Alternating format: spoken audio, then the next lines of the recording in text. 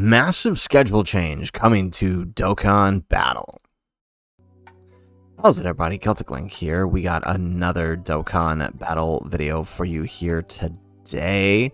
We are talking about an update from the latest global producer letter. Like I said, we were going to be going over several bits and pieces of this over the next couple of videos because I really wanted to take time to break down each piece. So today we are talking about the upcoming operations schedule change.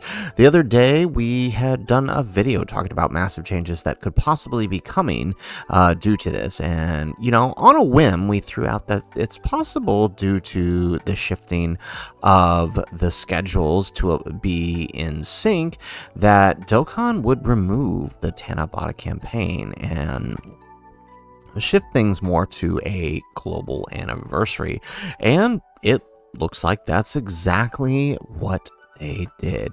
If we look at the previous operations schedule, right, in years past, we would, Japan would have their anniversary campaign in February, where we would just be holding normal Dokkan Fest banners and then move into Saiyan Day in March, followed by the April Dokkan Fest, and then the Golden Week campaign, the June Dokkan Fest, and then rolling into Tanabata during July when Global begins their international anniversary campaign, and then at the end of August we roll into the worldwide celebration. Now, post 10th anniversary, everybody's been wondering, how is this gonna work in a fully synced world? Well, they did exactly what we thought they were gonna do, right?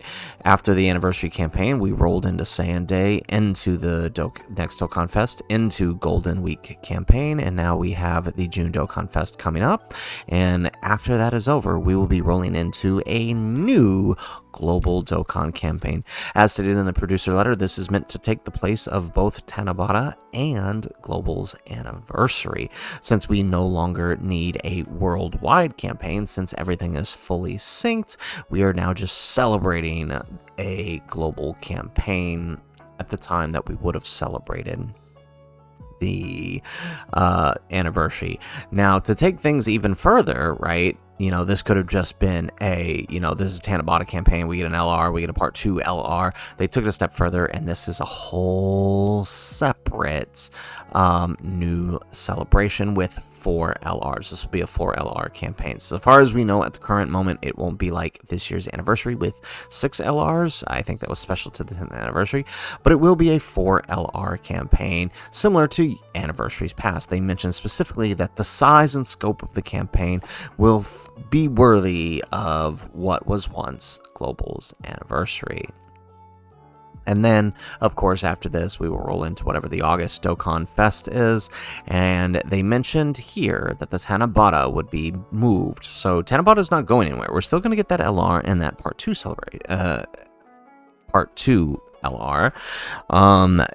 They mentioned that it would be moved to a later date, likely in this likely in the post-October slime slot. In fact, I think the perfect place to land this is what was previously, as we stated, the thank you celebration. We don't have exact confirmation of when it's going to be, but we know it's probably going to come in soon. So it's essentially, they moved worldwide a month earlier. That's basically what happened here. And you know what? Makes sense. There's no need for the worldwide campaign now that we don't need, now that we are synced. So the question is, really, what could they be doing with this campaign? We already know that by the time this campaign comes through, we're going to be having the new summon points. So these new summon tickets will be available there, as well as I'm assuming whatever pity system we have, they'll probably use the same one from the anniversary. So we already know we're going to have that going for us, and we already know that it's probably going to be the size and scope of the 10th anniversary, meaning, we're talking over 1,300 stones given in this, all kinds of events like this, free-to-play events for stones, level up training events, obviously 4 new LRs, easy A's, all kinds of things that we would typically associate with the anniversary and the worldwide campaign. So if this is to rival the anniversary, this this is looking to be a this is looking to be something really, really impressive. And the question remains, well, what could it be? Well, we can actually take a look at the upcoming EZAs to kind of already have an idea of what it's going to be, right? Knowing that it will be the size and scope of an anniversary, we can kind of pinpoint where this is going to land, at least a rough idea. There's basically two, I would say two major possibilities that they could roll here. Number one is if they're going to go heavy on the EZAs like they typically do in these campaigns, there are quite a lot of future Saga EZAs here, right? So we could see a future Saga themed celebration here, right? We have the Trunks, we have the droids, we have future Gohan and Kid Trunks, we have Vegeta and Trunks, we have we have Int Zamos. All of these could be in line for an EZA, especially since we've already started EZA in the 200% lead. So Vegeta and Trunks are right up there in line to be getting an EZA. So, it's not out of the question of possibility. We could see something related to future Saga. As far as what the units could be, I mean, that's tough, right? It'd be hard to say we revisit Vegito Blue again, unless they want to do a tag Blue, I guess. But I feel like somehow they would have to, they could incorporate future Saga with the level of EZAs, because there's 1, 2, 3, 4, 5 cards that could fit it. The other very, very big possibility is a Wicked Bloodline versus the Saiyans theme, or more.